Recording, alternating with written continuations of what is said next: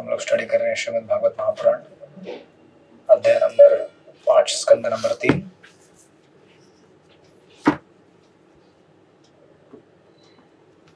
तो last time हम लोग श्लोक नंबर 14 पे रुक गए थे।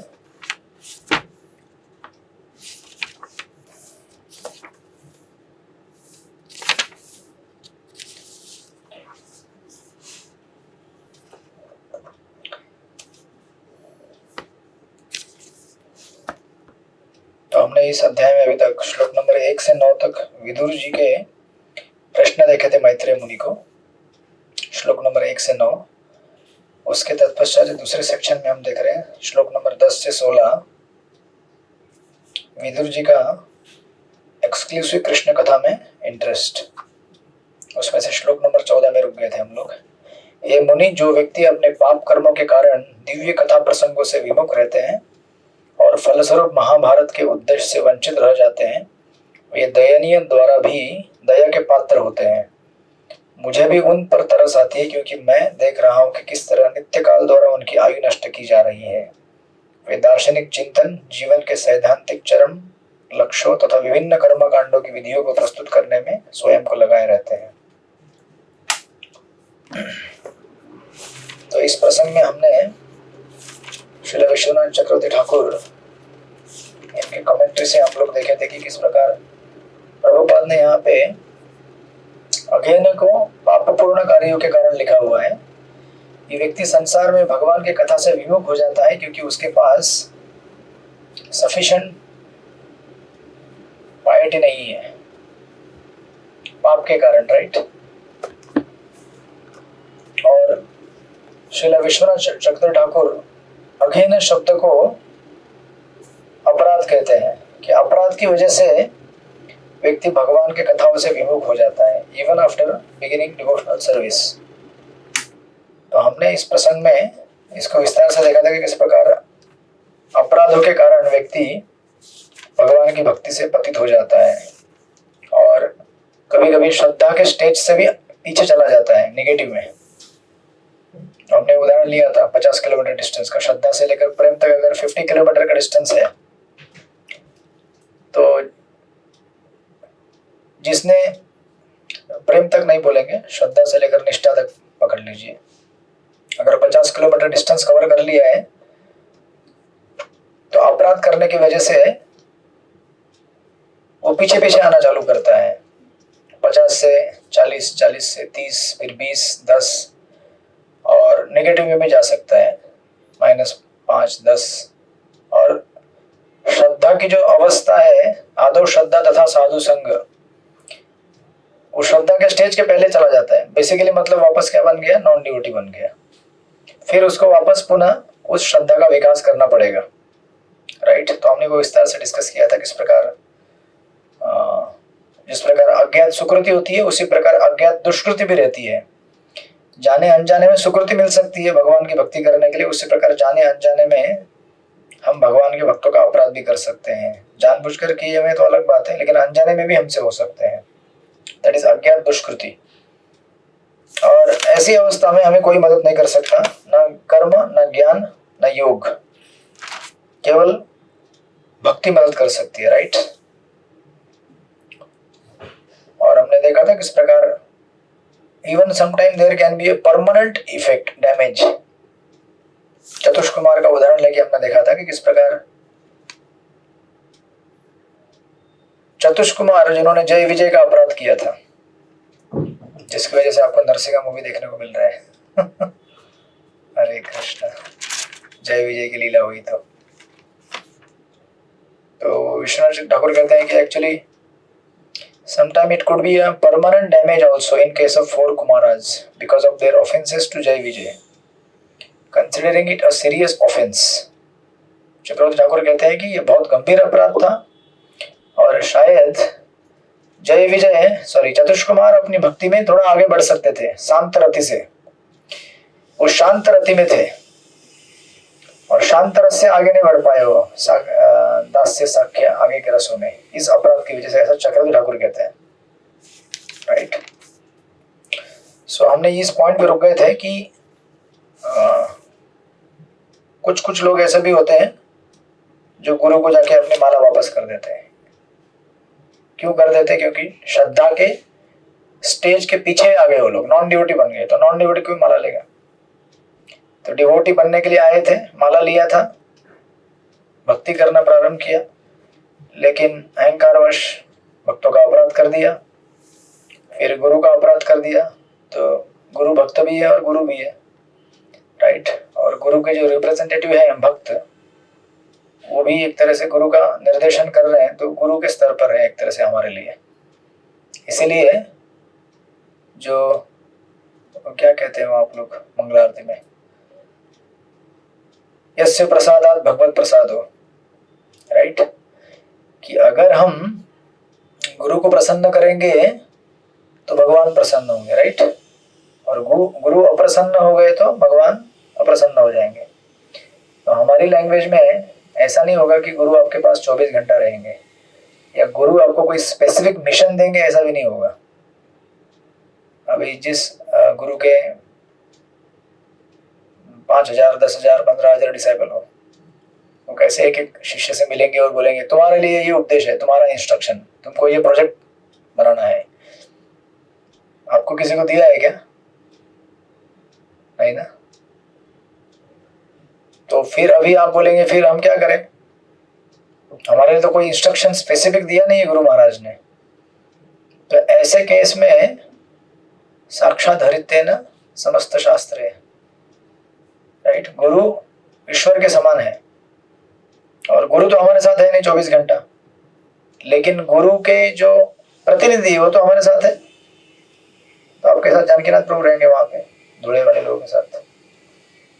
तो यहाँ मुंबई में हमारे उनके शिष्य रहेंगे, राइट। जैसे हमारे यहाँ राधा गोविंद प्रभु हैं, गौराम प्रभु हैं, श्यामानंद प्रभु। जुहू में वहां पे ब्रजहरि प्रभु रहेंगे, राइट। तो ये शिष्य जो हमारे साथ है अपने गुरु के, कभी कभी हो सकता है कि वो हमसे समान स्तर पे भी हो, गॉड ब्रदर हो सकते हैं हमारे, मतलब टेक्निकली स्पीकिंग, नॉट स्पिरिचुअली।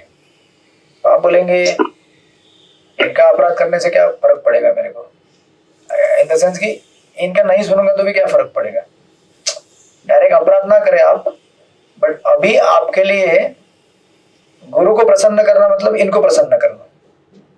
तो इनको प्रसन्न किया तो गुरु को प्रसन्न करेंगे, ये लिटरल ट्रांसलेशन होता है हमारे लिए।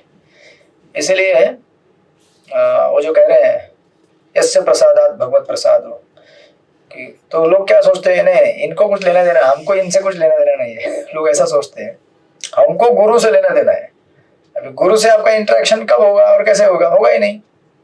10,000, 15,000 डिसाइपल है तो आपका कैसे इंटरेक्शन होगा? लेकिन गुरु ने पहले ही बोल के रखा है कि मैंने कुछ मेरे प्रतिनिधि दिए हैं सेवा के लिए, वो जो बोलेंगे वही मेरा आपके लिए उपदेश है। तो अगर डायरेक्ट गुरु को प्रसन्न करना है तो इनको प्रसन्न करना पड़ेगा। इनको प्रसन्न करेंगे तो गुरु प्रसन्न होंगे, इनका अपराध करेंगे तो गुरु का अपराध हो जाएगा डायरेक्ट। इसीलिए मैं कौन से पॉइंट से कहां कनेक्ट कर रहा था, किधर कनेक्ट कर रहा था मैं? हाँ, यही पॉइंट। तो अभी जय विजय और चतुष कुमार उनको क्या लगा होगा कि गेट कीपर है, दरवाजे के सिक्योरिटी गार्ड, ये क्या है, तो कौन इतना वैल्यू देता है? तो कंपनी का कोई वॉचमैन सिक्योरिटी रहेगा, क्या उसको कितना वैल्यू है? वो बेचारा सलाम करते रहता है, सर सर नमस्ते, सलाम सर। लेकिन अगर कोई सेंसिटिव व्यक्ति रहेगा तो समझेगा कि ये भी सोसाइटी का पार्ट है, राइट। और ये जितना सोसाइटी का सेक्रेटरी इंपॉर्टेंट है, इतना ये व्यक्ति इंपॉर्टेंट है। ये नहीं रहेगा तो यहाँ पे रक्षा कौन करेगा सोसाइटी का? कोई भी अंदर आएगा ना। तो चतुष कुमार, ऐसा विश्वनाथ ठाकुर कह रहे हैं, वी कैन नॉट जज चतुष कुमार, वो भगवान के महान भक्त है। बट जय विजय विश्वनाथ ठाकुर कह रहे हैं कि उन्होंने उनका अपराध कर दिया। सोचो बच्चे हैं, बच्चे क्या है, सॉरी ये सिक्योरिटी गार्ड क्या है?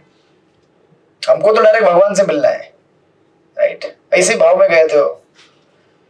तो इसीलिए ऑफेंसेस का जो अपराध का जो क्या बोलते हैं उसको, फील्ड बहुत डायनेमिक है, समझ में नहीं आएगा आपको कभी कभी। इसीलिए बेस्ट है कि अपराधी ना करें। हम तो कभी छोटे ऐसा सोचते होंगे कि अरे छोटा व्यक्ति है ना, तो क्या थोड़ा सा अपराध कर दिया तो क्या हुआ, नहीं, छोटा हो या बड़ा हो, अपराध किसी का भी किया तो अपराधी हो जाता है वो। क्योंकि भगवान ये नहीं देखते कि कौन बड़ा है कौन छोटा है, टेक्निकली स्पीकिंग, क्योंकि यहाँ पे हायरार्की होती है ना भौतिक जगत में, कि ये बहुत बड़ा मैनेजर है, ये उससे छोटा मैनेजर है, ये छोटा मैनेजर है, छोटा मैनेजर है, तो बड़े से कांटेक्ट रखने के क्यों, अपना काम बनेगा। अभी दीक्षा चाहिए, ब्राह्मण दीक्षा चाहिए या सर्टिफिकेट चाहिए कुछ, तो वो उधर फोन लगा काम हो जाता है, ये छोटे मोटे लोगों से क्या है, चलो हटो। ऐसे नहीं, ऐसे करने से हमारा कभी भी भक्ति का नेगेटिव एक्स माइनस पे चला जाएगा। तो अभी इतना सब विश्वनाथ ठाकुर बताते हैं, तो उन्होंने इसमें उपाय भी दिया है कि इसको कैसे बाहर निकल सकते हैं फिर इसमें से, राइट। तो विश्वनाथ ठाकुर कहते हैं जिस प्रकार किसी व्यक्ति को बुखार आता है ना, मलेरिया हो गया, डेंगू हो गया, बुखार आता है उसको, वायरल फीवर हो गया, तो बुखार आने का लक्षण क्या है, उसको भूख नहीं लगता है, बराबर ना। क्यों नहीं लगता भूख, क्योंकि भूख मर गया, टेस्ट गायब हो जाता है। तो भक्ति में भी ऐसा ही है, अगर हमको भगवान का नाम श्रवण करने में, कथा कीर्तन करने में अगर रुचि नहीं हो रही, समझ जाने का ये बीमारी हो गई है।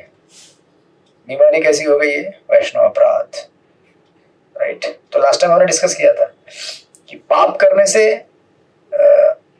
उसकी रुचि कम हो जाएगी, ऐसा नहीं कि पाप करने से रुचि कम नहीं होगी, बट फिर भी उसके मन में ग्लानि रहेगी कि नहीं नहीं यार भक्ति करनी चाहिए। बट अपराध जब करते हैं तो रुचि भी चली जाती है, इच्छा भी नहीं होती और ग्लानि भी नहीं होती है।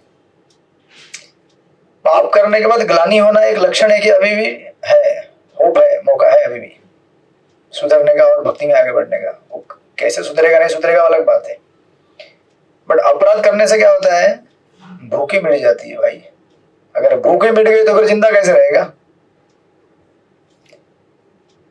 तो जैसे बुखार वाले व्यक्ति को चक्र ठाकुर कहते हैं, as during serious fever losing all taste for food person finds impossible to eat। और अगर वो खाएगा नहीं तो फिर ठीक कैसे होगा, खाली गोली खाने से तो ठीक नहीं होने वाला है वो, राइट। दवाई के साथ फूड चाहिए उसको अच्छा सा। तो इसलिए कहते हैं so person committing serious offences loses taste for hearing chanting devotional process. और इसमें कोई शंका नहीं है बोलते हो, तो उसका सारा टेस्ट ही चला जाता है भक्ति का। तो कभी कभी हम लोग ऐसे होते हैं कि नए नए आते हैं तो बहुत बढ़िया लगता है ना भक्ति में, पहले 6 महीने 1 साल याद कीजिएगा हरे कृष्णा कोई भी दिखेगा तो हरे कृष्णा हरि बोल, पूरा दंडवत फुल। फिर जैसे थोड़े थोड़े पुराने होते हैं तो अभी कैटेगरी बना लेते हैं हम लोग, ये डिवोटी हरे कृष्णा, ये डिवोटी जरूरत नहीं है, राइट। चैंटिंग कैसे करना है, चलेगा, चल रहा है चैंटिंग। भागवतम पढ़ के कब लास्ट टाइम कब प्रभुपाद की बुक पढ़ी थी, 4 साल हो गए। लास्ट टाइम कब अटेंटिव जपा किया था, 10 साल हो गए लगता है तो जैसे पुराने होते हैं, अपराध करते करते करते करते करते करते धीरे धीरे धीरे धीरे रुचि निकलते जाते हैं। इसलिए जो प्रभुपाद की किताब नहीं पढ़ते, सत्संग मेंटेन नहीं करते, कठिन है उनका जीना, क्योंकि अपराध तो होते ही रहते हैं। क्योंकि जीव इस संसार में जो है उसके अहंकार इतना भयंकर है कि वो अपराध कर ही बैठेगा। इसलिए प्रभुपाद पुनः पुनः कहते हैं मेरी किताबें पढ़ो, मेरी किताबें पढ़ो, मेरे प्रवचन सुनो, अपने गुरु की वाणी सुनो, क्योंकि इसमें याद दिलाया जाता है, बार बार याद दिलाया जाता है।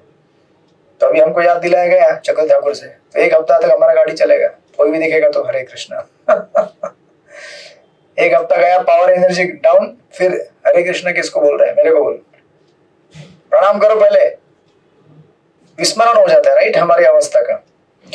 तो जगत ठाकुर बोलते हैं कि अभी इस तरह से जिस प्रकार बुखार आने पे टेस्ट चला जाता है, ऑफेंसेस करने के बाद भक्ति का टेस्ट चला जाता है। लेकिन फिर भी आपने अगर बीमार व्यक्ति को देखा होगा, उसकी धीरे धीरे धीरे धीरे रिकवरी होती है, राइट। अगर वो दवाई लेते रहे और हॉस्पिटल में एडमिट रहे, बेसिकली कहने का अर्थ है कि भक्तों का संग करे, कैसी भी अवस्था, उसे पता चल जाता है कि भाई टेस्ट नहीं आ रहा है, मतलब गड़बड़ है कुछ। तो फिर भी वैष्णव सत्संग करे, किसी तरह सत्संग में आके कुछ ना कुछ सेवा करते रहे। तो कहते हैं जिस प्रकार इफ फीवर जैसे बुखार कम कम होता जाएगा, टाइम के साथ धीरे धीरे धीरे उसका फूड का रुचि वापस आना चालू हो जाएगा, राइट। लेकिन फिर भी भोजन, ये चित्रलेखा सखी माता जी को ठीक से मालूम पड़ेगा, डॉक्टर लोग, भोजन लेने की रुचि भले आए, अन्न खाने की थोड़ी थोड़ी रुचि आती है, लेकिन चक्रवर्ती ठाकुर कहते हैं, चक्रवर्ती ठाकुर डॉक्टर थे हमारे आचार्य क्या क्या नहीं थे, कुक थे, डॉक्टर थे, इंजीनियर थे, बड़े बड़े फाइनेंस ऑफिसर थे, मंत्री थे, रूप गोस्वामी हमारे प्रधानमंत्री देश के। तो कहते हैं कि इवन तो नरिशिंग फूड, मतलब रुचि आना चालू होती है, फिर भी nourishing food like milk, rice can not give their full power of nourishment. आपने देखा है ये जो व्यक्ति, इवन मैंने भी देखा है, रिकवरी होता है, समझो मेरे को डेंगू हुआ था ना, 2 हफ्ते तक मैं था एडमिट, ऐसे ही गिरा हुआ बेड पे, हॉस्पिटल फिर नहीं गया, इधर ही हमारा मिनी हॉस्पिटल है, तो भर्ती हो गया, तो 1 हफ्ता गया, फिर प्लेटलेट थोड़ा काउंट बढ़ने लगा, तो धीरे धीरे धीरे रिकवरी हो रहा था। अभी थोड़ी रुचि आ रही थी भोजन में, लेकिन फिर भी जो खा रहा हूं उससे पूरा शरीर को एनर्जी नहीं मिल रहा है। भले मैं अच्छा भोजन ले रहा हूं, अच्छा सा high quality rice, Chakravarti Thakur कहते हैं rice milk, they can not give you full power of nourishment. Generally simple दाल चावल रोटी सब्जी खा के बॉडी हमारा चलता रहो, जैसे खाते हैं ना हम लोग, ऐसा कुछ भारी भरकम नहीं खाते, प्रोटीन वाला कुछ ऐसा हाई फाई ऐसा, ये रेगुलर फूड खाने से भी हमारा बॉडी अच्छा एनर्जेटिक हो जाता है। तो चक्रवर्ती ठाकुर कहते हैं even though there is a good food like milk और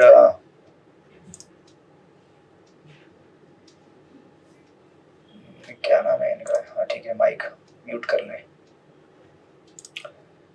तो कहते हैं उसी प्रकार even the person goes out, he will get start attracted to, या बीमार है क्या, बुखार फिकर तो नहीं आया इनको तो कहते हैं कि जिस प्रकार एकदम हाई सॉरी, इनका म्यूट का बटन भी नहीं दिखता है, छुपा के रखा लगता है लोगों ने। हरे कृष्णा। तो कहते हैं कि जिस प्रकार राइस मिल्क अच्छे नरिश करने वाले भोज्य पदार्थ भी शरीर को टेस्ट नहीं, मतलब एनर्जी देते नहीं, उसी प्रकार ऐसा जो व्यक्ति जो रिकवरी कर रहा है ना वैष्णव अपराध से, ये जब स्टार्ट करता है, कहते हैं कि he will get start attracted to only peripheral activities of devotional service and not the core activities immediately।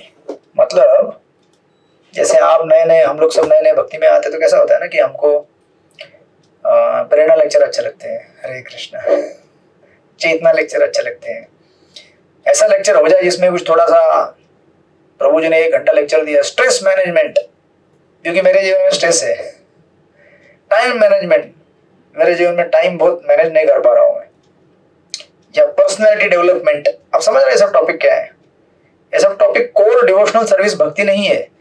ये तो लोगों को अट्रैक्ट करने के लिए, बोलेगा यार इस्कॉन में पहले हमको सिखाया टाइम मैनेजमेंट, तो अंदर भर्ती हुआ मैं तो आज टाइम ही मैनेज नहीं हो रहा है मेरा बोले ये लोगों ने बोला बैलेंस लाइफ को बैलेंस करना चाहिए। इधर आने के बाद तो पता चलता है बैलेंस ही नहीं है मेरा, कुछ चैंटिंग करता हूँ, कितना चैंटिंग करता हूँ, लोग फिर भी बोलते और चैंटिंग करो और चैंटिंग करो, सेवा करता हूँ बोलते और सेवा करो, डोनेशन देता हूँ बोलते और डोनेशन दो। तो देखिए फर्क क्या होता है, जैसे शुरू में लोग आते हैं तो उनको ये सब चीजें अच्छी पड़ती है, stress control, time management, JVSD course, beginner level की चीजें अच्छी लगती है, राइट। तो ये जो रिकवरी करने वाला व्यक्ति है ना वैष्णव अपराध से, इसको भी डायरेक्टली श्रवणम कीर्तनम में रुचि नहीं आने वाली है, इसको ये सब जो थोड़े से साइड टॉपिक जो रहते हैं इनके ऊपर रुचि आना चालू होती है। मतलब देखिए सोचिए जरा कि प्रोसेस क्या हो गया, कंप्लीट श्रद्धा के पीछे जाके अभी वापस स्टार्ट कर रहा है वो। मतलब भक्ति में आने के बाद 20-25 साल भी बिता दे, हम भक्ति करें, आपको बहुत पीछे लेके जाती है अगर आप अपराध करें तो। इस तरह से तो हम लोग जैसे धीरे धीरे फिर स्ट्रेस मैनेजमेंट टॉपिक सेमिनार करते हम लोग को एक दिन पता चलता है कि अरे यार स्ट्रेस दूर होने वाला है नहीं लाइफ में स्ट्रेस रहने वाला है। लेट अस चैंट हरे कृष्णा कृष्ण कृष्ण हरे हरे, हरे राम राम राम हरे हरे। फिर वो स्टार्ट कर देता है। जैसे मैं कॉलेज में था तो हम लोग 2008 में एक बुक था प्रेरणा का, कॉन्क्वेस्ट करके एक बुक आता था प्रेरणा फेस्टिवल का, सब कंपाइल लेक्चर थे वो सब प्रेरणा। तो ऐसा टॉपिक था टाइम मैनेजमेंट, लास्ट में लिखा रहता था सो चाहे Hare Krishna to time manage time nicely. Time management का और हरे कृष्ण का क्या संबंध है? फिर और एक टॉपिक रहता था पर्सनैलिटी डेवलपमेंट, लास्ट में लिखा रहता था चाहे हरे कृष्णा, अच्छी पर्सनैलिटी बनाने चैंटिंग करो, तो इसका क्या संबंध है? फिर और एक टॉपिक आता था स्ट्रेस मैनेजमेंट। चलो स्ट्रेस मैनेजमेंट थोड़ा बहुत समझ में आता है कि थोड़ा भगवान का नाम लेंगे तो थोड़ा ये हो जाएगा, बट दूसरे और ऐसे बहुत सारे टॉपिक आते थे वन बाय वन, लास्ट में एक ही रहता था महामंत्र जाप करो, महामंत्र जाप करो। मैं बोलता था ये सब पागल लोग लगते हैं, हर चीज के लिए महामंत्र ही बोलते हैं लोग, मतलब क्या है? कुछ भी रहेगा तो महामंत्र बोलोगे आप, हर चीज के लिए महामंत्र बोलोगे? तो उन दिनों में मुझे समझ में नहीं आता था। बट क्या होता है साथ में अगर आपके वैष्णव हो, तो मेरा एक डिवोटी था फ्रेंड कॉलेज का, स्कूल फ्रेंड था वो, कॉलेज में हम लोग एक साथ पढ़ के फिर इस्कॉन में एक साथ भर्ती हो गए थे, तो वो स्टार्ट कर दिया चैंटिंग करना। मैं बोला यार चैंटिंग कर रहा मुझे भी करना चाहिए। तो चैंटिंग कैसी होती है? चैंटिंग इंडिपेंडेंट प्रोसेस है इन सारी चीजों के, चैंटिंग का कुछ लेना देना नहीं है आपके जीवन के दुख सुख कुछ भी, वो अपने आप में एक अलग प्रक्रिया है जो आपको एक अलग दुनिया में लेके जाएगी। भले आप दुखी भी हो लेकिन चैंटिंग करोगे बहुत अलग दुनिया में लेके जाएगी, सुखी भी हो और अलग दुनिया में लेके जाएगी, क्योंकि दिव्य स्तर पे है ना, और संसार के सुख दुख इस भौतिक जगत से जुड़े हुए हैं। तो चैंटिंग स्टार्ट करते करते करते पता चला इसमें मजा आता है। फिर तो क्या था, फिर ये साइड टॉपिक ठीक है चलो अच्छा है, लेकिन चैंटिंग में मजा आ रहा है।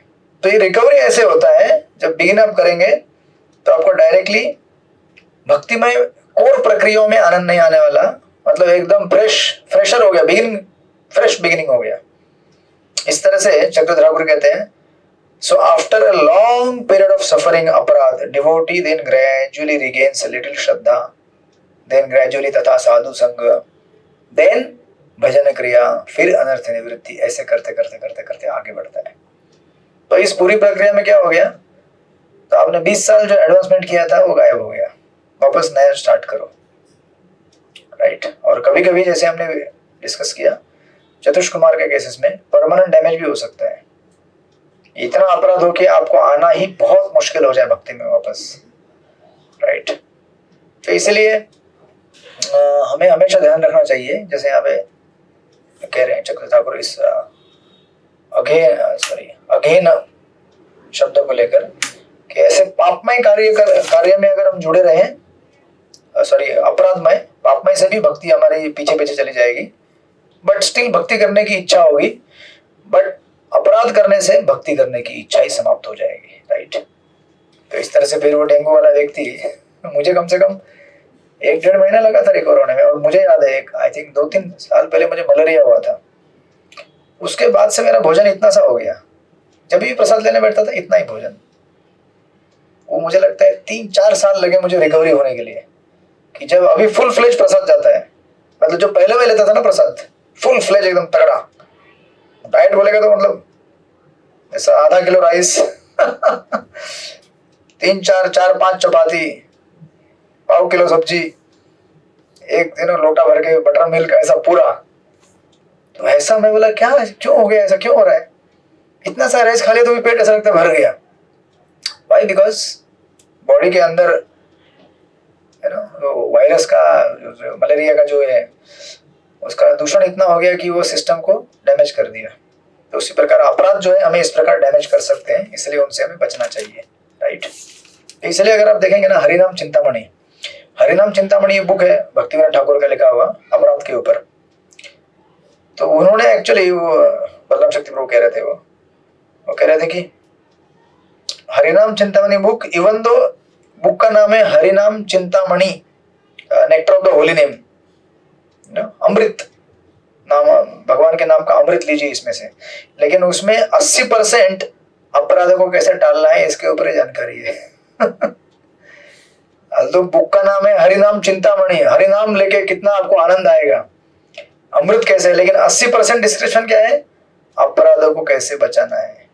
क्योंकि अमृत तो एक मग में आपको मिल गया, लेकिन उसको संभालने का ज्यादा डिस्क्रिप्शन आएगा। इसलिए देखिए भक्ति प्रभुपाद के पुस्तक कैसे लिखे हुए हैं, बहुत अच्छी भक्ति बताई गई है ना भगवान की, लेकिन वो भक्ति को संभालने के लिए प्रभुपाद के 1 से 9 स्कंद विस्तार से लिखे गए हैं कि भक्ति को कैसे बचाना है। इसीलिए हम लोग जो प्रभुपाद के तात्पर्य पढ़ते हैं, कभी कभी बोलते हैं इतने सारे तात्पर्य क्या जरूरत है यार, गीता प्रेस का तो खाली एक ही बुक है भागवत पुराण का, और हमारा भागवत पुराण कितना है, ऐसे 18 बुक है, राइट। सॉरी 18 नहीं है, ज्यादा है ना, 18 तो सॉरी 18 है, 12 स्कंद, राइट। तो 12 स्कंद के 12 बुक एटलीस्ट 12 नहीं 18 है, और गीता प्रेस का तो एक ही है। इतने क्यों? इसीलिए क्योंकि नेक्टर तो आपको पता है क्या है, भगवान की भक्ति, लेकिन उसको बचाने के लिए अपराधों से, पापों से, अनर्थों से इतना सारा डिस्क्रिप्शन दिया गया है, लंबा चौड़ा, बार बार बार डिस्क्रिप्शन दिया गया है, राइट। तो इस तरह से इसको कंक्लूड करते समय जगन्नाथ ठाकुर कहते हैं कि एक्चुअली ये जो अलग अलग प्रकार का, जैसा मैंने पहले डिस्कस किया था कि अलग अलग प्रकार का पनिशमेंट रहता है अलग अलग साधकों के लिए जो भक्ति में गलती करते हैं। तो जो कर्मकांडी होते हैं, जैसे ना ध्रुव महाराज के पास टाइम में क्या लिखा हुआ है कि ध्रुव महाराज का अगर लीला आप पढ़ेंगे तो आपको क्या मिलेगा, बहुत कुछ लिखा हुआ है उसमें कि आपको स्वर्ग मिलेगा, आपको धन मिलेगा, दौलत मिलेगी, पैसा मिलेगा, ये मिलेगा, फिर भक्ति भी मिलेगी, ये भी लिखा हुआ है।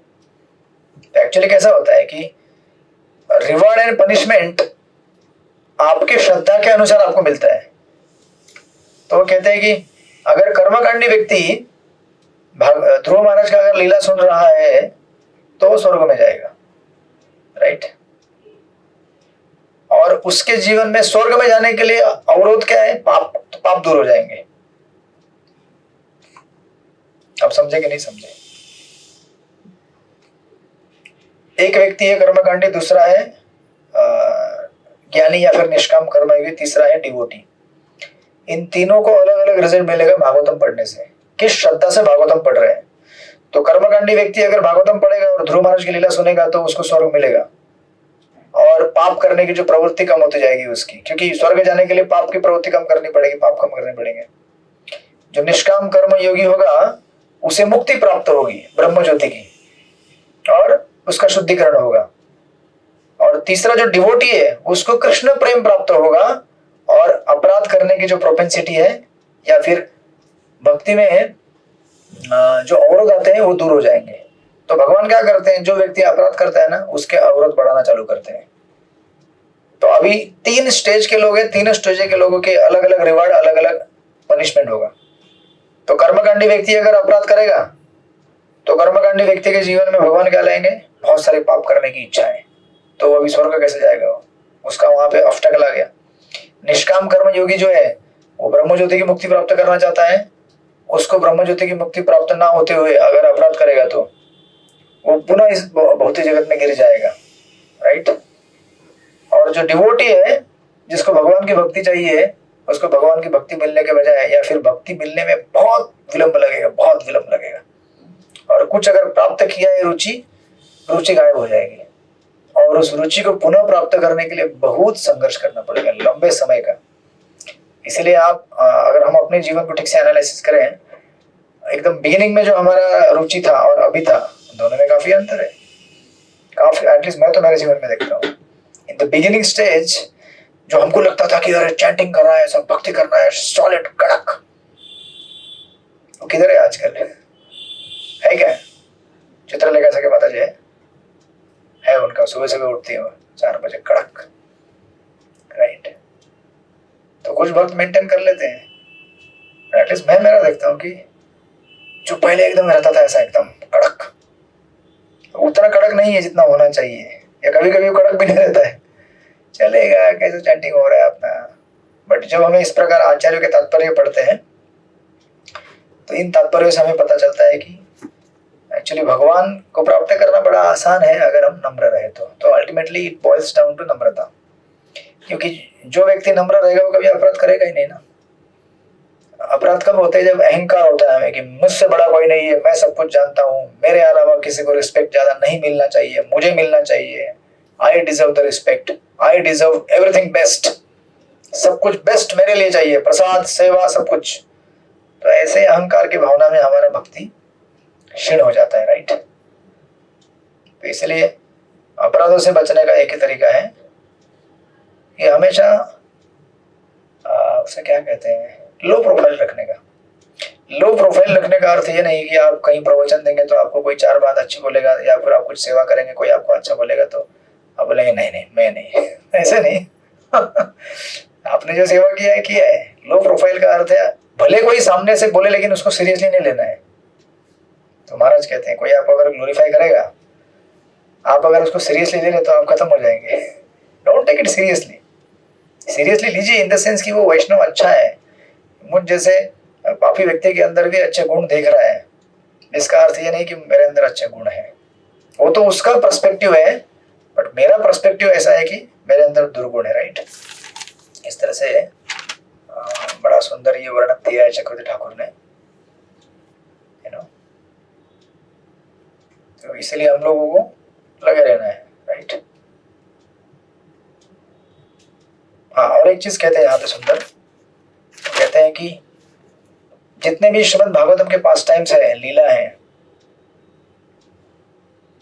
वो हमें क्या करते हैं, भगवान के भक्ति के पास लेके जाते हैं और हमारे जितने भी ऑब्स्टेकल है वो दूर हटा देते हैं। राइट, जो भी भक्ति में अवरोध है हमारे, इसलिए कहते हैं देयरफॉर एनी विष्णु तत्व यानी कि डायरेक्टली श्रीमद् भागवतम हो, हरिनाम हो, अर्च विग्रह हो विष्णु का, ये सब क्या है, चिंतामणि है। ये सब हमारी इच्छाओं को पूरा करेंगे, जो भी इच्छा है। बट हमारी इच्छा को शुद्ध करने की शक्ति किसमें है? इच्छा को शुद्ध करने की शक्ति केवल वैष्णव में है। तो अभी ऐसे कुछ लोग होते हैं जो कितनी बार गंगा स्नान करते हैं, ऐसे कितने व्यक्ति हैं जो कंटिन्यूअसली डीटी वर्शिप कर रहे हो। राइट, या बहुत सारे तत्व भक्ति के कर रहे हो, लेकिन इच्छा का शुद्धिकरण तब तक नहीं होता है जब तक वैष्णव से मुलाकात नहीं होती है। राइट, इसीलिए वो कहते हैं कि जो व्यक्ति इवन कर्मकांडीय चीजों के लिए भगवान की भक्ति करता है ना, इवन संसार के भोगों को प्राप्त करने के लिए, अगर वो भगवान का भजन करे, उसके पास अच्छा चांस है वैष्णव को अप्रिशिएट करने का। क्यों? क्योंकि अगर समझो एक व्यक्ति है जो अपने कुछ भोग प्राप्ति के लिए विष्णु की आराधना कर रहा है, और उसको पता चला अरे हिज होलीनेस परम पूज्य राधानाथ स्वामी महाराज भी विष्णु की पूजा करते हैं, तो ये अच्छी तरह अप्रिशिएट करेगा, ओ महाराज भी विष्णु के, मैं भी विष्णु के, चलो अच्छा है, वो भी विष्णु के कर रहा है, मैं भी विष्णु के कर रहा हूँ हम दोनों समान स्तर पे। एटलीस्ट वो सोचेगा ये भी विष्णु है, वाह वेरी नाइस, वेरी गुड महाराज जी। राइट, तो उसके पास अच्छा मौका रहता है वैष्णव को अप्रिशिएट करने का, और उससे प्यूरिफाई होता है वो। इसलिए कहते हैं ना कि अगर कुछ चाहिए तो भगवान के पास आइए, विष्णु के पास आइए, तो विष्णु के भक्त आपका संग मिलेगा, उससे शुद्ध हो जाएंगे। इसलिए ऐसे व्यक्ति को कहा जाता है उदारधी। उदारधी मतलब ब्रॉड माइंडेड। राइट, इस तरह से। तो दैट्स अ बड़ा सुंदर प्रसंग दिया यहाँ पे, ये 14वें श्लोक का। थोड़ा टाइम लिया मैंने, बट बड़ा इंपॉर्टेंट श्लोक था ये विश्वनाथ ठाकुर का उदाहरण। और इसी प्रसंग में कुछ लोग भरत महाराज का भी पूछते हैं कि भरत महाराज एक्चुअली उनको क्या हो गया था फिर ये भरत महाराज को भी ऑब्स्टेकल आया ना बड़ा। भरत महाराज भाव स्तर पे थे और भाव स्तर से भक्ति से नीचे उतर गए। तो कहते हैं कि एक्चुअली भरत महाराज, इनके इसमें से 2 लेसन हमको सिखाते हैं कि कभी भी आसक्तियों का कितना भयानक परिणाम हो सकता है ये पहले जान ले। Danger of attachments. तो भरत महाराज जीवन तो भाव स्तर पे थे, लेकिन एक हिरण से आसक्त हो गए तो क्या हो गया, उनको 2 जन्म एक्स्ट्रा लेने पड़े। राइट, तो ये पहला लेसन होता है, सो हमें केयरफुल रहना चाहिए। But at the same time दूसरा लेसन देते हैं कि ये भगवान की अरेंजमेंट है क्या अरेंजमेंट है? कोई भी व्यक्ति जो भाव स्तर में है वो किसी हिरण से कैसे आसक्त हो सकता है? भाव स्तर का व्यक्ति कैसे हिरण से आसक्त हो सकता है? तो हमारे आचार्य कहते हैं कि ये जो आसक्ति भरत महाराज के अंदर आई, ये भगवान की इच्छा से भगवान ने उत्पन्न की।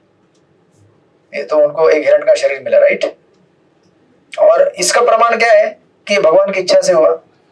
जब वो हिरण के शरीर में थे तो उनके अंदर 1000 गुना ज्यादा भगवान के लिए भाव प्रकट हो गया जितना भरत महाराज के शरीर में नहीं था। और जब वो जड़ भरत बने तो उनके शरीर में, जड़ भरत के शरीर में उनको और 1000 गुना ज्यादा भक्ति का भाव आया जितना हिरण के शरीर में नहीं था। मतलब बढ़ते गया। राइट, तो बोलेंगे इतनी बड़ी लीला करने की क्या जरूरत है, बेचारा 2 जन्म लेना पड़ा उनको ये हमको सिखाने के लिए कि आसक्ति कितनी डेंजरस रह सकती है। लेकिन at the same time protection दिया भरत महाराज को। क्योंकि भगवान के भक्ति रोल प्ले कर सकते हैं ना, जैसे प्रहलाद महाराज ने रोल प्ले किया, उनको है ना लोग मारने लगे, हिरण्यकश्यप इतना कष्ट दिया, ये सब रोल कौन प्ले कर सकता है? भगवान का भक्त, राइट। तो उनकी भक्ति को इंटेंसिफाई करने के लिए भगवान, हाँ, तो ये कहते हैं कि भगवान चाहते थे कि भरत महाराज जल्दी मेरे पास आ जाए, उनकी भक्ति को इंटेंसिफाई करने के लिए ये प्लान उन्होंने बनाया। But at the same time हमारे लिए लेसन है कि हम उसको सीरियसली लें, ये ना सोचे कि अरे मैं पतित हो गया, लगता है भगवान मेरी भक्ति को इंटेंसिफाई करने जा रहे हैं। अगर इंटेंसिफाई करने जा रहे हैं तो पतित होने के बाद आप सोचिएगा कि कृष्ण नाम लेने की इच्छा हो रही है क्या? नहीं हो रहा, समझ जाने का ये पतित हो गया हूं मैं, नॉट दैट मैं भरत महाराज जैसा हूं, राइट। इस तरह से लाइक दैट। देन इतना सब बताने के बाद फिर विदुर जी कहते हैं, आगे कंटिन्यू करते हैं श्लोक नंबर 15 से, पढ़िए। अनुकंपा शक्ति माता जी पढ़िए श्लोक नंबर 15।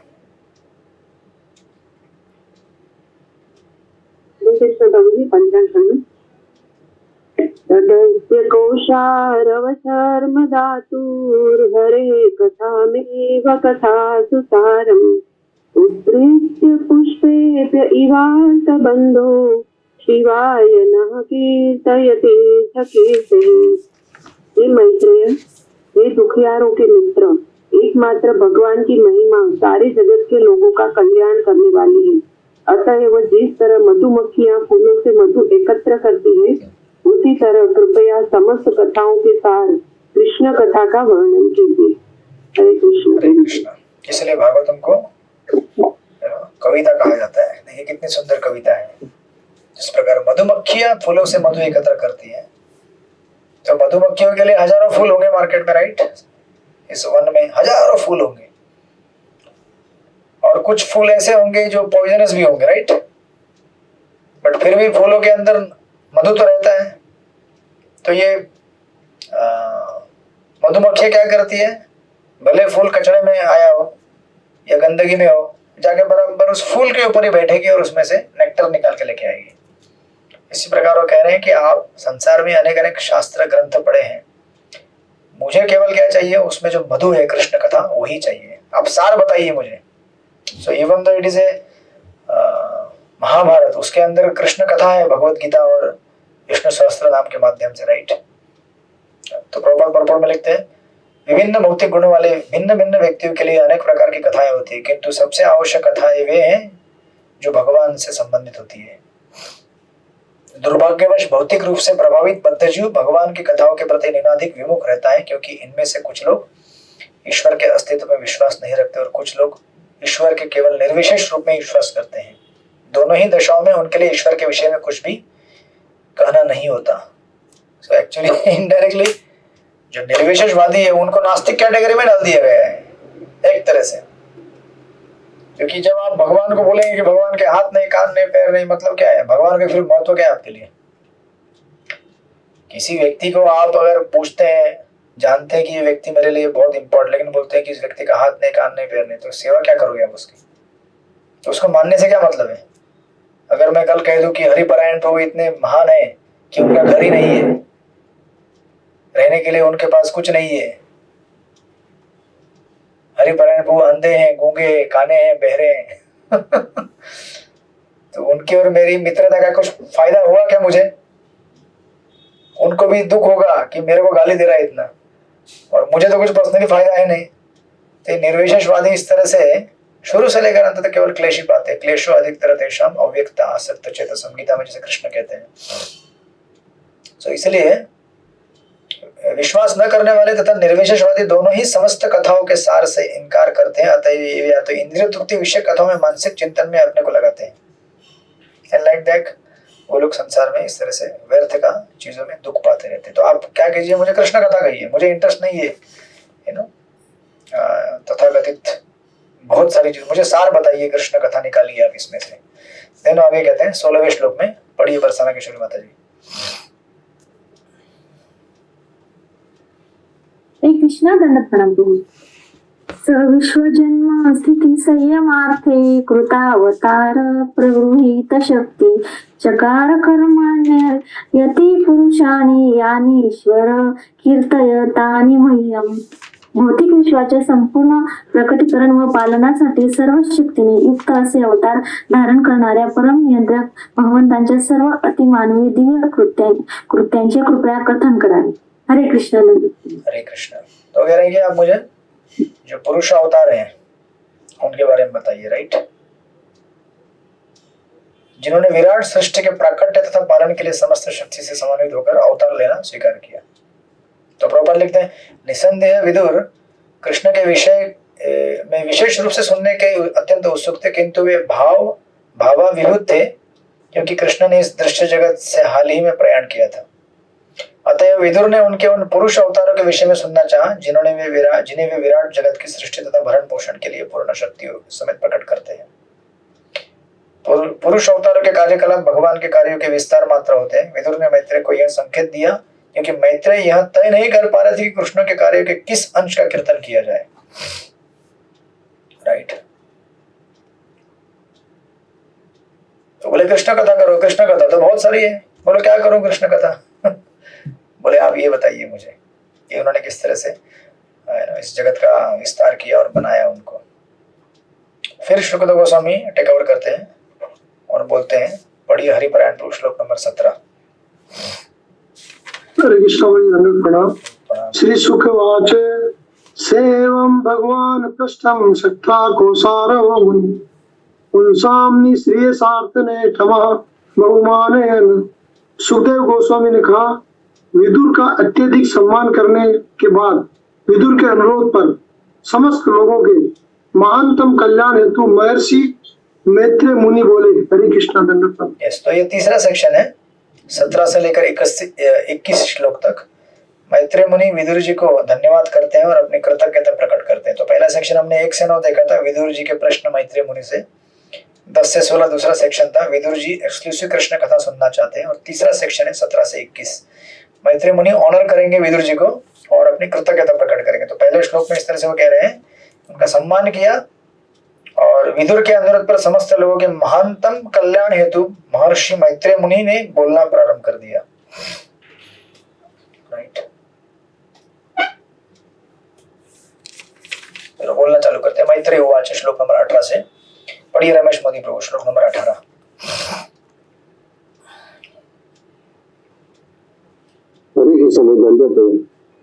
मैत्र उवाच साधु पुष्टं त्वया साधु लोकान् साध्वनदूयता इति वितयन्ता लोके आत्मनो अदोक्षजनतन.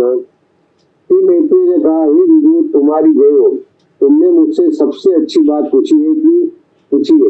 इस तरह तुमने संसार पर तथा मुझ पर अपनी कृपा प्रदर्शित की है, क्योंकि तुम्हारा मन शरीर भ्रम के विचारों में लीन रहता है.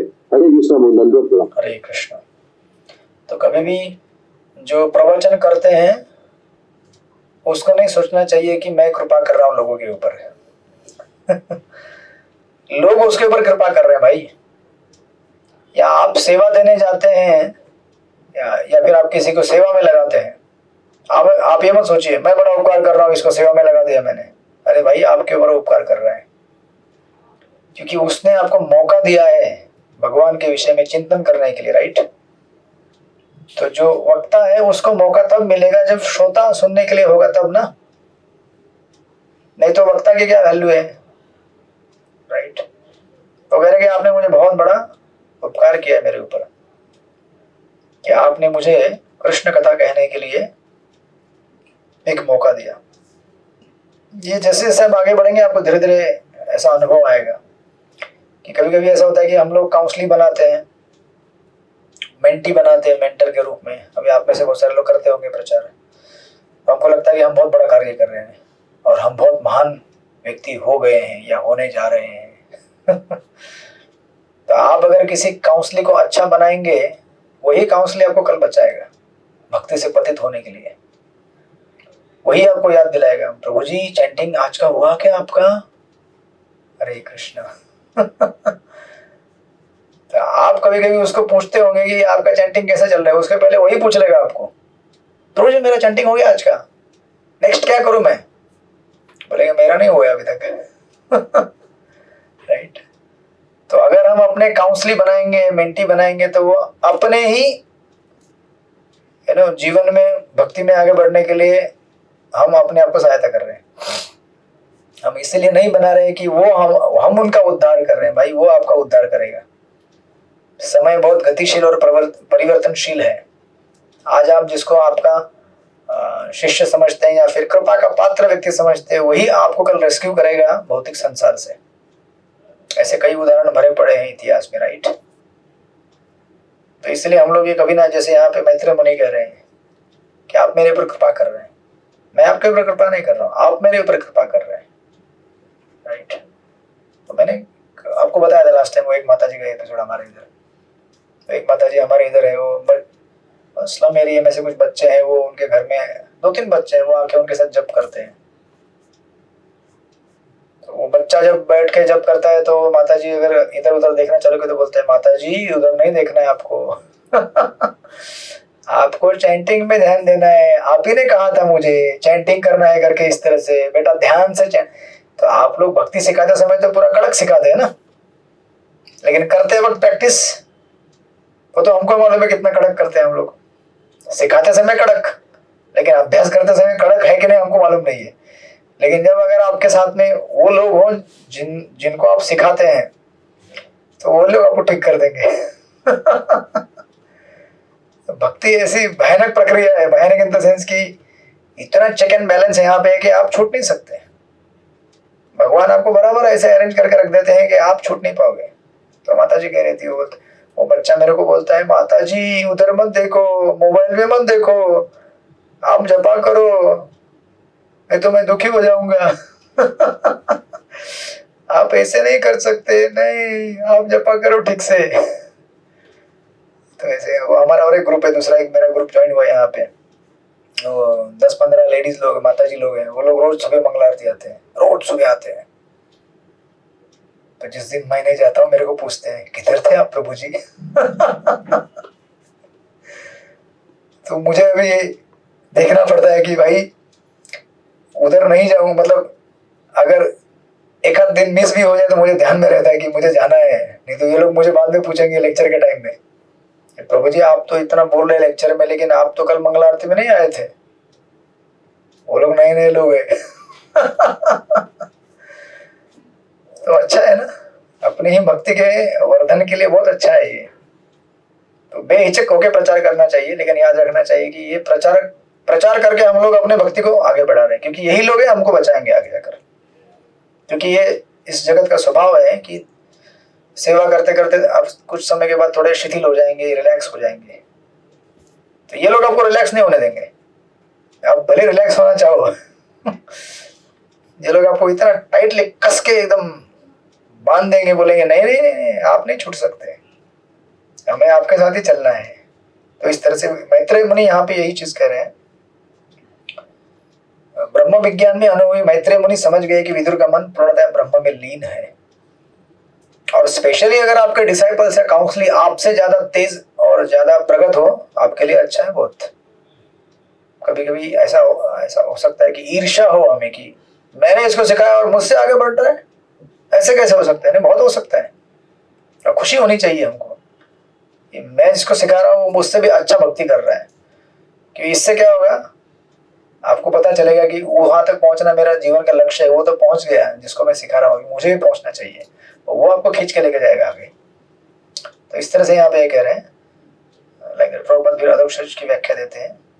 चूंकि विदुर भगवान के विचार में सदैव लीन रहते थे, अतः मैत्रेय विदुर के दिव्य महत्व का अनुमान लगा सके। जरा विचार कीजिए, मैत्रेय मुनि ब्रह्म स्तर पे मिक्स डिवोटी, राइट, मिश्र भक्त थे, और विदुर जी तो शुद्ध भक्त थे। समझ गए थे कि इनका संग मेरे लिए क्या है, बहुत लाभदायक है।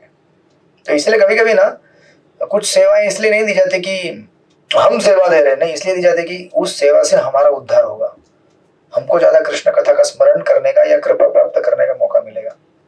उन्होंने विदुर के मूल्यवान प्रश्नों को सराहा और अत्यंत आदर के साथ उन्हें धन्यवाद दिया। फिर आगे कहते हैं, वो 19 नंबर में पढ़िए। सच्चिकेश्वरी माता जी आप पढ़ेंगे श्लोक नंबर 19। सच्चिकेश्वरी माता जी गर्जना कीजिए गर्जना। हरे कृष्ण हाँ दंडवत प्रणाम पढ़िए 19। न एतत् चित्रं त्वयिषत् बादरायण वीर्यजे गृहीत अन्य भावेन यत्त्वया हरि ईश्वरा। हे विदुर, यह तनिक भी आश्चर्यप्रद नहीं है कि तुमने अनन्य भाव से भगवान को इस तरह स्वीकार कर लिया है क्योंकि तुम व्यासदेव के वीर्य से उत्पन्न हो। यस, तो अभी ये हरे कृष्ण प्रभु जी दंडवत प्रणाम। हरे कृष्ण। ये 3 श्लोक में 19, 20, 21, फिर इसके साथ सेकंड सेक्शन सब पूरा हो जाएगा, थर्ड सेक्शन, उसको 5 मिनट लीजिएगा और 5-10 मिनट। वो कहते हैं कि विदुर जी, भले आप मुझसे इंक्वायरी कर रहे हैं, लेकिन और ये भी इसमें एक बड़ा आश्चर्य का बात है कि आप इतनी बढ़िया इंक्वायरी कैसे कर सकते हैं। पता है क्यों? क्योंकि आप स्वयं क्या है? व्यासदेव के पुत्र हैं। आप स्वयं व्यासदेव के पुत्र हैं, तो इतनी अच्छी इंक्वायरी आना आपसे सहज है, इसमें कोई आश्चर्य की बात नहीं है, right? You are also great personality. आप इतने महान है कि आपके घर में स्वयं साक्षात श्री कृष्ण रह के जा चुके हैं, राइट? विदुर जी के घर में आए थे ना कृष्ण, विदुर रानी के हाथ से उन्होंने केले का छिलका खाया था। तो प्रॉपर पर्पट में लिखते हैं, यहाँ पर विदुर के जन्म को लेकर महान वंश तथा कुलीन जन्म का मूल्यांकन किया गया है। मनुष्य का अनुशीलन तभी शुरू हो जाता है जब पिता अपना वीर्य माता के गर्भ में स्थापित करता है। तो इसको गर्भाधान संस्कार का यहाँ पे प्रॉपर बता रहे हैं कि गर्भाधान संस्कार कितना महत्व है। आगे आगे 3 चल रहे हैं, आगे बाईपास करके प्रॉपर लिखते हैं। बाईपास मतलब आप लोग पढ़िएगा, मैं समय के अभाव में आगे जा रहा हूँ। मनुष्य का जन्म महान विज्ञान है, अतएव वैदिक अनुष्ठान के अनुसार वीर्य स्थापन का संस्कार जो गर्भाधान संस्कार कहलाता है, उत्तम जनसंख्या को उत्पन्न करने के लिए महत्वपूर्ण है। मूल समस्या जनता की वृद्धि को रोकने की नहीं है, अपितु विदुर, व्यास तथा मैत्रेय जैसी अच्छी संतति उत्पन्न करने की है। यदि जन्म संबंधी समस्त सावधानियों के साथ बच्चे मनुष्य के रूप में उत्पन्न हो तो जनसंख्या वृद्धि रोकने की कोई आवश्यकता नहीं है। तथाकथित जन्म नियंत्रण संतति निरोध न केवल दूषित है अपितु निरर्थक भी है। इसमें राधानंद महाराज की स्टेटमेंट है। महाराज बोलते हैं कि population explosion is not a problem, what population is doing is problem. तो हो सकता है कि एक्सप्लोजन हो जाए, लेकिन अगर सारे भक्त निकले तो बढ़िया एक्सप्लोजन है ना। भारत के जितने भी 140 करोड़ सारे डिवोटी हैं, सारे संसार का उद्धार करेंगे वो, राइट? तो ये प्रॉब्लम नहीं है। तो इसलिए आप एक तरह से इंडिकेट कर रहे हैं कि किसी व्यक्ति को आप उसके बाह्य रूपों से उसके बारे में कुछ निर्णय मत लीजिए कि अरे ये तो शूद्राणी के घर में पैदा हुआ है, क्या जानता होगा ये भक्ति के बारे में। नहीं, आप उसके एक्सटर्नल में मत जाइए। Don't evaluate based on your mundane birth. तो विदुर जी का जन्म तो एक शूद्राणी से हुआ था, राइट? बोलेंगे शूद्र का बच्चा है, नहीं नहीं नहीं नहीं, ऐसे आप उसको एस्टिमेट मत करो। He is a great personality, right? तो उनके ग्रेट पर्सनैलिटी होने का और आगे प्रमाण दे रहे हैं 20वें श्लोक में, श्लोक नंबर 20। यहाँ पे कोई दिख नहीं रहा है तो वापस रोटेशन में लगा देते हैं। हाँ, श्रृंगारवती देवी माता जी, आप पढ़िए श्लोक नंबर 20। हरे कृष्ण प्रभु जी। मांडव्य शापात भगवान प्रजा संयमनो यम भ्रातुः क्षेत्रे भुजिष्यायाम जात सत्यवती सुतात। मैं जानता हूँ कि तुम मांडव्य मुनि के शाप के कारण विदुर बने हो और इसके पूर्व तुम जीवों की मृत्यु के पश्चात उनके महान नियंत्रक राजा यमराज थे। तुम सत्यवती के पुत्र व्यासदेव द्वारा उसके भाई की रखेल पत्नी से उत्पन्न हुए थे। हरे कृष्ण। हरे कृष्ण। तो केप्ट मेड सर्वेंट बोलते हैं उसको। हिंदी में थोड़ा ही ज्यादा ही हेवी शब्द है राइट। तो अगर किसी को कह दिया, एक्चुअली दुर्योधन इस तरह से अपमानित करता है, नहीं? हमने देखा था शुरुआत के पहले अध्याय में, दूसरे अध्याय में। तो ये उनका हिस्ट्री दिया गया है कि एक्चुअली आप कौन है? यमराज है, साधारण पर्सनैलिटी नहीं है, आप भगवान के महान भक्त हैं। तो उनका पूरा हिस्ट्री यहाँ पे दिया गया, आप लोग पढ़िएगा बाद में उसको। विदुर का यह रहस्यमय इतिहास मैत्रेय मुनि को मालूम था क्योंकि वे व्यासदेव के समकालीन मित्र थे। रखेल पत्नी के गर्भ से जन्म होने के बावजूद विदुर ने महान भगवत भक्त होने की सर्वोच्च प्रतिभा का उत्तराधिकार प्राप्त किया क्योंकि उनके माता पिता महान थे और उनका संबंध महान था। ऐसे महान वंश में जन्म लेना भक्तिमय जीवन प्राप्त करने के लिए लाभप्रद है। विदुर को यह अवसर अपनी पूर्व जन्म की महानता के कारण प्राप्त हुआ था। सो एक्चुअली क्या होता है कि वैष्णव अपराध में सबसे रूट कॉज जो है अपराध करने का, स्पेशली साधु निंदा का, तो साधु कोई भी हो सकता है, कोई माता जी भी हो सकते हैं, कोई प्रभु भी हो सकते हैं। साधु का मतलब नहीं कि केवल male, it can be any. तो हरिनाम चिंतामणि में कहा गया है कि दो लक्षण रहते हैं, गौण लक्षण और मुख्य लक्षण। मुख्य लक्षण क्या है भक्त का? कृष्ण एक शरणम, उसने क्या किया है? भगवान का आश्रय लिया है, राइट। किसी भी डिवोटी में सबसे पहले हमें ये चीज देखनी चाहिए कि इसने कृष्ण का आश्रय लिया है।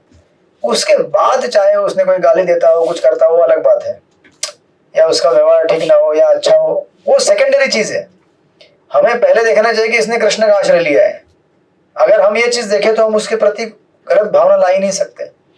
हाँ, वो टेक्निकल एस्पेक्ट अलग है, उसने कुछ मर्डर किया, ये किया, वो सब अधिकारी लोग देखेंगे, या चोरी किया या किसी को बोल दिया, वो that will be taken care by जो कोर्ट रहेगा, जज रहेंगे, वो देखेंगे।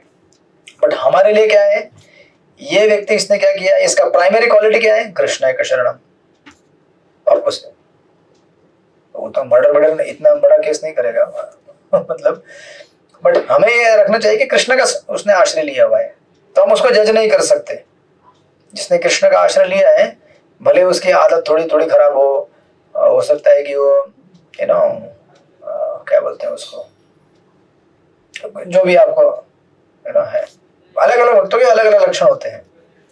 कुछ भक्त ऐसे होते हैं, कुछ अगर पूछो तो ऐसा लगता है कि गाली दे, गुस्सा हो रहा है। तो जैसे कोई रास्ते में किसी को पूछे, सर ये रास्ता किधर जाता है? वो उधर जाता है रास्ता, ऐसा बोलेगा तो आप तो क्या, जरा शांति से नहीं बोल सकते हो क्या? अरे भाई, उसका टोन वैसा है तो क्या करोगे आप, राइट। तो प्रसाद सर्विंग के लिए कोई आएगा, प्रभु जी थोड़ा दाल मिलेगा क्या? नहीं मिलेगा, तो आप बोलेंगे अपराध कर दिया मेरा, ऐसा नहीं होता है तो उसका बेचारे का टोन वैसा है, क्या करोगे आप। या कुछ लोग ऐसे रहते हैं, तो वो सेकेंडरी उसका कैरेक्टरिस्टिक है। प्राइमरी कैरेक्टरिस्टिक क्या है? डिवोटी है, वो कृष्ण का शरण लिया है, चैंटिंग कर रहा है, गुरु से दीक्षा लिया है, 4 नियम पालन कर रहा है। आप उस चीज को देखो ठीक से, एंड देन जज। इसी प्रकार यहाँ पे विदुर जी को मैत्रेय मुनि जज नहीं कर रहे हैं, वो कह रहे हैं कि you are actually a great devotee, you have taken shelter of the Lord, right. इस तरह से देन ठीक है, हम लोग फिर आगे देखेंगे कि श्लोक बचा इस सेक्शन का, देन आगे इसको कंटिन्यू करेंगे।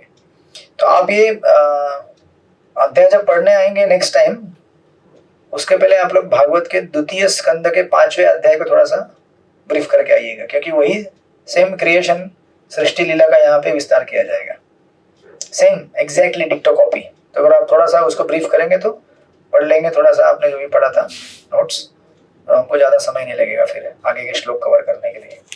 ये स्पेशली श्लोक नंबर 22 से 38 जिसमें प्रोसेस ऑफ क्रिएशन दिया गया है, 22 से 38 सेम 2 स्कंद के 5वें अध्याय में हमने जो पढ़ा था वही एग्जैक्ट डिक्टो रेप्लिका है। तो फटाफट कवर हो जाएगा एक 20-25 मिनट के अंदर ही वो, इस तरह से। ठीक है, फिर हम लोग मिलते हैं अगले हफ्ते। आप लोग तक पढ़ाई कीजिए, बाकी आपके प्रश्न मैं देता हूँ। 2 स्कंद के तो हो गए, अभी 3 स्कंद के बाकी है। हरे कृष्णा। काशीनाथ प्रभु, आपको कुछ पूछना है, बोलिए। हरे कृष्णा प्रभु जी, बहुत बहुत धन्यवाद है आपके चरणों में, जो आपने इतने अच्छा ढंग से समझाया। प्रभु जी, एक तो आपसे विनती है कि आपने पिछले बार जो लेक्चर करा था प्रवचन जयपुर में पाप और अपराध के बारे में बताया था कि व्यक्ति कैसे दूर हो जाता है, भक्त दूर हो जाता है भक्ति से। तो प्लीज उसका एक लेक्चर अगर आप भेजो तो प्लीज बहुत अच्छा रहेगा, मेरे को दोबारा सुनना है। और दूसरा ये था प्रभु जी, जैसे आपने अभी बताया कि भक्त की टोन उसका सेकेंडरी है। अगर मान लो किसी को टोन बोलने का तरीका आता नहीं है और वो बोल भी नहीं सकता उस तरीके से, मिठास तरीके से, उसका बोलना एक खैरा है, और दूसरा भक्त उसको हर्ट ले लेता है मतलब बात को, तो क्या उस चीज को कैसे समझे? अपराध ले लिया उसने, मतलब इसको बोलने का तरीका नहीं है, तो फिर वो अपराध लगेगा या नहीं लगेगा जिसको बोलने का तरीका नहीं है? ये सामना करोगे। देखिए, बहुत सारी चीजों का ना इंटेंशन ज्यादा इंपॉर्टेंट रहता है रादर देन एक्शन। आप किस इंटेंशन या भाव के साथ कुछ चीजों को करते हैं, बोलते हैं, ये ज्यादा जरूरी है। कभी कभी हो सकता है कि आप किसी भक्त को कुछ ज्यादा अप्रिशिएट भी करते हो, लेकिन क्या पता आपके अंदर भाव क्या है, अपना काम निकालना है मक्खन लगाकर, तो फिर आपका भाव ठीक नहीं है ना। प्रभु जी आप तो इतने अच्छे हैं, प्रभु जी आप इतने, प्रभु जी मेरा काम कर देंगे क्या? थोड़ा सा ऐसे मीठा मीठा बोल करेगा। आप ये ना समझे कि यहाँ पे हमारे एक्सटर्नल बिहेवियर से काम चलेगा। यहाँ पे जजमेंट अंदर करने वाले बैठे हैं परमात्मा, वो बराबर जानते हैं कि आप अंदर से क्या होते हो। तो कोई व्यक्ति थोड़ा सा टोन हेवी हो उसका, लेकिन उसके मन में ना हो, तो कृष्ण जानते हैं उसके मन में नहीं है, लेकिन बेचारे का जो मशीन है वो ऐसा है, राइट। कुछ भक्त ऐसे होते हैं, रात में वो एक बार मैं हमारे लास्ट यात्रा में गया था, तो बीच में मैं सोया, एक बाजू में एक भक्त, दूसरा एक बाजू में, इधर से एक लायन का आवाज चालू किया घोरने का, इधर से दूसरा टाइगर का आवाज, दोनों घोरते जा रहे, बीच में मैं सोया हूँ। तो अभी बेचारे का मशीन वैसा, क्या करेंगे आप उसको, उसका मशीन है, वो मशीन को तो चेंज नहीं कर सकते सडनली। बट कृष्ण इंटेंशन को जानते हैं ना आपके, वो लोग जानबूझ के नहीं कर रहे हैं। तो आपके भाव को कृष्ण जानेंगे। आप मक्खन मलाई लगाकर माल सामान निकालने की कोशिश कर रहे हो, काम बनाने का, या फिर आपके मन में क्या है। तो इट ऑल कंप्लीटली, इसलिए चक्रवर्ती भी वहां बोलते हैं कि इंटेंशन आपका देखा जाएगा, एक्शन तो एक्सटर्नल है। मैंने 5,000 या 10 लाख डोनेशन दिया, वो नहीं देखा जाएगा। भाव क्या था अंदर, वो देखा जाएगा। मैंने 50,000 लेक्चर दिए या 2,000 कीर्तन किए, या मैंने बहुत सारा किचन में पिछले 20 साल से मैं सेवा कर रही हूँ भगवान के लिए, मैंने आज तक 500 थाली बना दिया भोजन का, ये नहीं देखा जाएगा। आपका भाव क्या है वो देखा जाएगा, राइट। तो यहाँ पे इसलिए जजमेंटल क्राइटेरिया हमारे हार्ट के अंदर है। ईश्वर हमारे अंदर बैठे हुए वो जानते हैं कि आप कितने प्रामाणिक हैं। इसलिए प्रभुपाद कई बार कहते हैं कि आप सबसे छुपा सकते हो, लेकिन कृष्ण से नहीं छुपा सकते हो। सामने वाले वैष्णव को उल्लू बना सकते हो, और वो उल्लू भी बन जाएगा, क्योंकि वैष्णव बेचारा भोला बना रहता है, बोलेगा प्रभु कितने अच्छे हैं मेरे। लेकिन कृष्ण हृदय के अंदर बैठे हैं, वो जानते हैं कि कौन किसको उल्लू बना रहा है। तो इतना तो हमें याद रहना चाहिए। सो इस तरह से आप अगर सिचुएशन को हैंडल करेंगे तो आप ज्यादा इफेक्ट नहीं होने चाहिए। देखना चाहिए कि हमें सामने वाले व्यक्ति का इंटेंशन क्या है, और इसके परे भी अगर कुछ होता है तो छोड़ दो कृष्ण के ऊपर।